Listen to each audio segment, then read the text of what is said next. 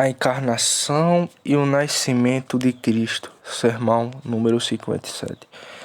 Pregado na manhã de domingo, dia 23 de dezembro de 1855, por Charles Haddon Spurgeon, em New Park Stand Chapel, em Londres. Mas tu, Belém Efrata, embora sejas pequenas entre os milhares de Judá, de ti sairá para mim aquele que é governador em Israel e cuja saída tem sido desde os tempos antigos, desde a eternidade. Miqueias 5:2.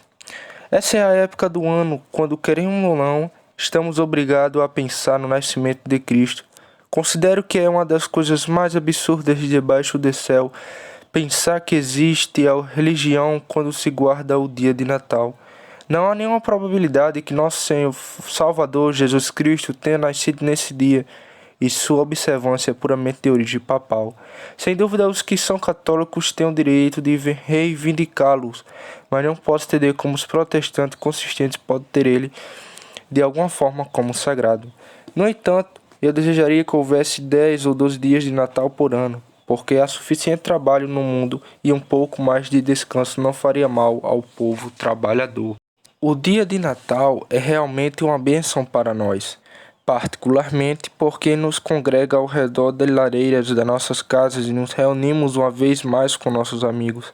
No entanto, ainda que não conseguimos ou possamos dar a outras pessoas, não vejo dano algum em pensarmos na encarnação e no nascimento do nosso Senhor Jesus. Não queremos ser classificados entre aqueles que, abre aspas, colocam mais cuidado em guardar o dia de festa de maneira correta que o cuidado que outros têm para guardá-los de maneira correta, fecho aspas. Os antigos puritanos faziam ostentação do trabalho do dia do Natal, só para mostrar que protestavam contra a observação desse dia. Mas nós cremos que protestavam tão radicalmente que desejamos, como os nossos descendentes, aproveitar o bem acidental conferindo a essa data e deixar que os supersticiosos sigam com suas superstições.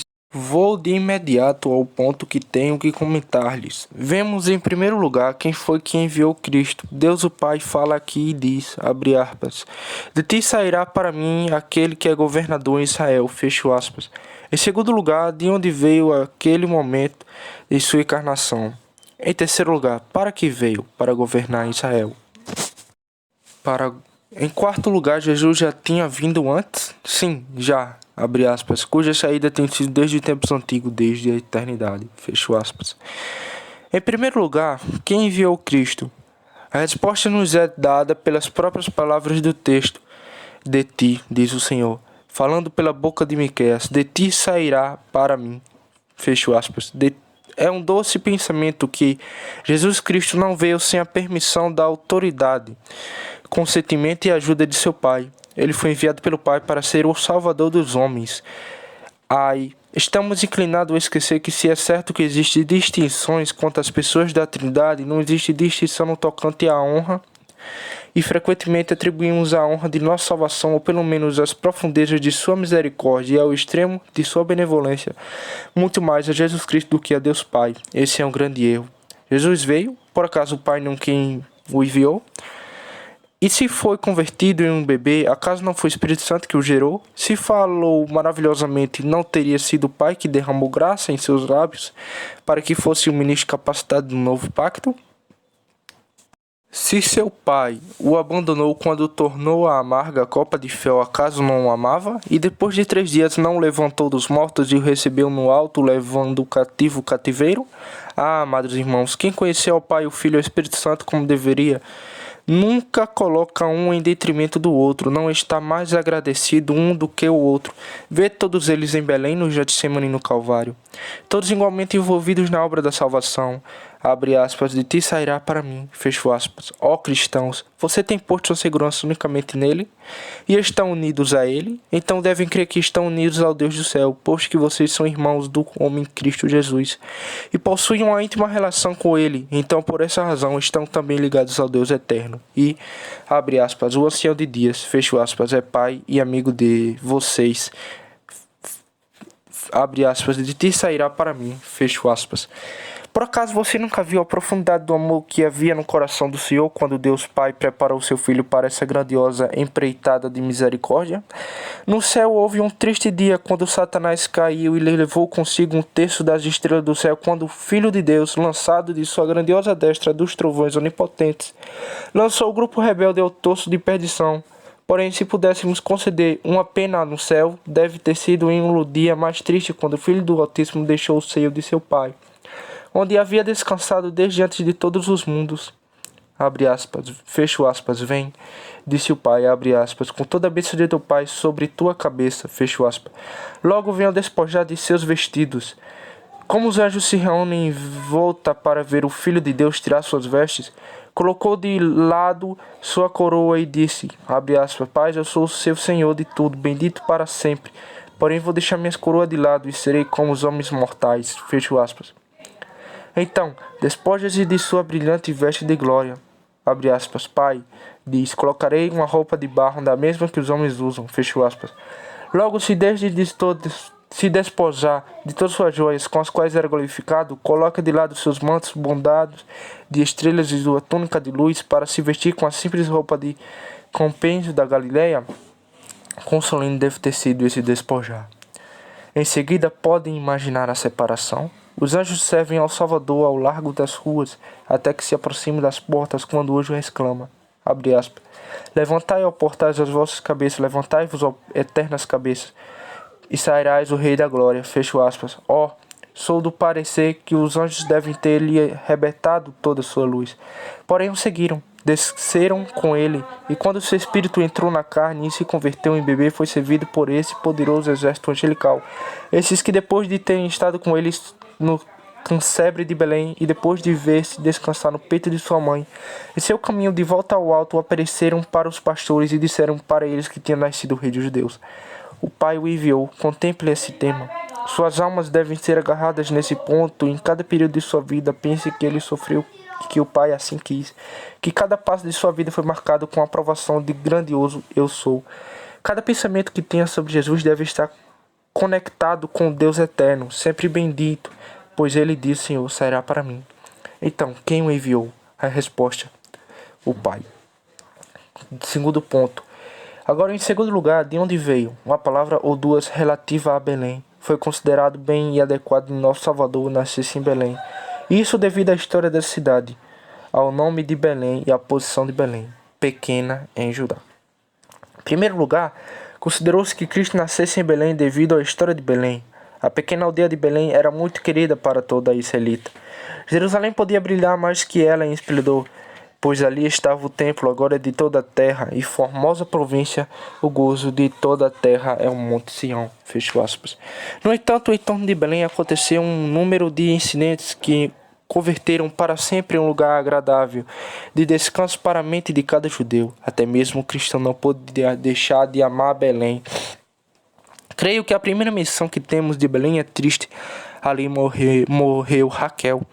Se buscássemos no capítulo 35 de Gênesis, encontrarão que o versículo 16 diz: E eles partiram em Betel, e era um curto caminho para chegar em Efrata. E Raquel entrou em trabalho de parto, e ela teve dificuldades no parto. E aconteceu que quando ele estava com dificuldades no parto, a parteira lhe disse: Não temas, tu terás este filho também. E aconteceu que enquanto sua alma partia, porque ela morreu, ela chamou seu nome Benoni, mas seu pai o chamou Benjamim. E Raquel morreu e foi sepultada no caminho de Efrata, que é Belém. E Jacó colocou um pilar sobre o seu túmulo. Este é o pilar do túmulo de Raquel até este dia. Gênesis 35, 16 a 20. Esse é um incidente singular, quase profético. Não teria podido Maria ter chamado seu próprio filho Jesus de seu Benoni? Pois ele iria ser o filho de minha dor. Simão lhe disse: Sim, há uma espada transparar também a tua própria alma, para que os pensamentos de muitos corações possam ser revelados. Lucas 2:35. Mas, ainda quem ela pudesse ter chamado Benoni, como Deus seu pai o chamou? Benjamim, o filho de minha mão direita. Benjamim enquanto a sua divindade.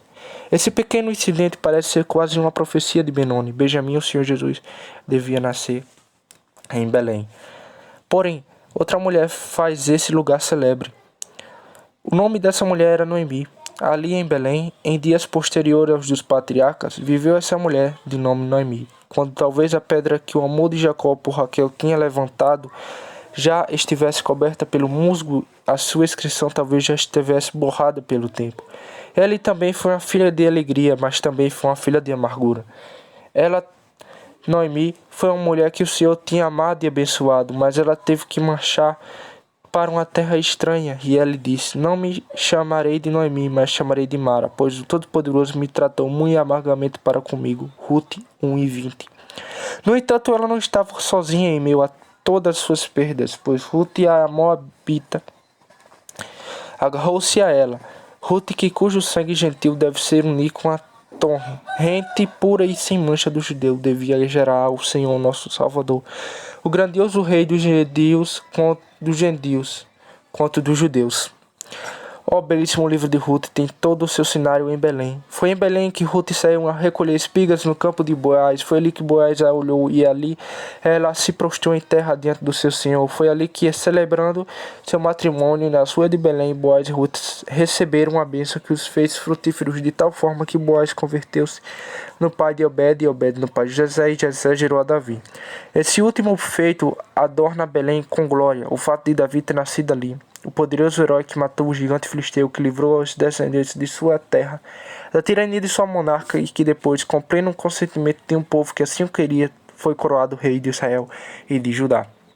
Belém era uma cidade real, porque reis foram gerados ali. Ainda que Belém fosse pequena, tinha muito para si estimada, porque era como certos principados que temos na Europa, que não são celebrados por nada além do fato de ter gerado consorte da família reais da Inglaterra. Era um direito, então, pela história de que Belém devia ser o lugar do nascimento de Cristo. Mais adiante, existe algo no nome do lugar. Belém Efrata. A palavra Belém tem um duplo significado, quer dizer casa de pão e a casa da guerra. Cristo não devia nascer na casa do pão, ele é o pão de seu povo, de quem recebe seu alimento. Como nossos pais comeram maná do deserto, assim nós vivemos de Cristo no mundo. Famintos frente ao mundo, não podemos alimentar-nos de suas sombras, pois eles são porcos. Já nós precisamos de algo mais substancial, e nesse pão do céu, feito do corpo ferido de nosso Senhor Jesus, e cozido no forno de suas agonias, encontramos o bendito alimento. Não existe alimento como Jesus para a alma desesperada, ou o mais forte dos santos, o mais humilde da família de Deus, vá a Belém por seu pão. E o homem mais forte que come sólidos alimentos, vá a Belém por eles. Casa do pão, de onde poderia vir nosso alimento fora de ti? Temos provado com o Sinai, porém em seus afiados picos não crescem frutos e seus espinhos, suas alturas não produzem um trigo que possa alimentar-nos.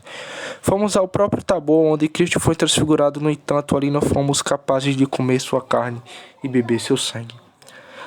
Porém, você, Belém, casa do pão, corretamente foi nomeada, pois ali foi dada ao homem pela primeira vez o pão da vida, e também é chamada a casa da guerra, porque Cristo é para os homens casa do pão, ou, do contrário, a casa da guerra. Enquanto ele é alimentado para o justo, é alimento para o justo, jaz guerra ao ímpio, segundo sua própria palavra. Abre aspas. Não pensei que eu vim trazer paz à guerra. Não vim trazer paz, mas espada, porque eu vim por um homem em desacordo contra seu pai, e a filha contra sua mãe, e a nora contra sua sogra. E os inimigos de um homem serão os da sua própria casa. Mateus 10, 34 ao verso 36. Pecador, se não conhece a Belém como a casa do pão, então ela será para ti uma casa de guerra. Se nunca bebe o doce mel dos lábios de Jesus, se você não é como a abelha que sorve do delicioso e doce licor da rosa de Saron, então dessa mesma boca sairá uma espada de 2 gumes contra ti, e essa mesma boca de que os justos sagam seu pão será para você a boca da destruição e a causa de seu mal. Jesus de Belém, a casa do pão, a casa da guerra, nós confiamos em que Ele conhecemos como nosso pão. Ó, que alguns de nós estão em guerra contigo, possam ouvir em seus corações, assim como em seus ouvidos o hino. Paz na terra, indulgentes misericórdia, Deus e os pecadores reconciliados. Agora vamos nos referir a essa palavra. Abre aspas, Efrata, fecho aspas. Esse era o antigo nome do lugar que os judeus conservavam e amavam. Seu significado é fecundade ou abundância. Adequado foi que Jesus nascera na causa de fecundidade, Pois da onde vem minha fertilidade e sua fertilidade, meu irmão, senão de Belém? Nossos pobres corações e frutíferos nunca produziram nenhum fruto, nenhuma flor, até que foram regados com o sangue do Salvador. É a sua encarnação que enriquece o solo de nossos corações. Por toda a terra havia espinhos salientes e venenos.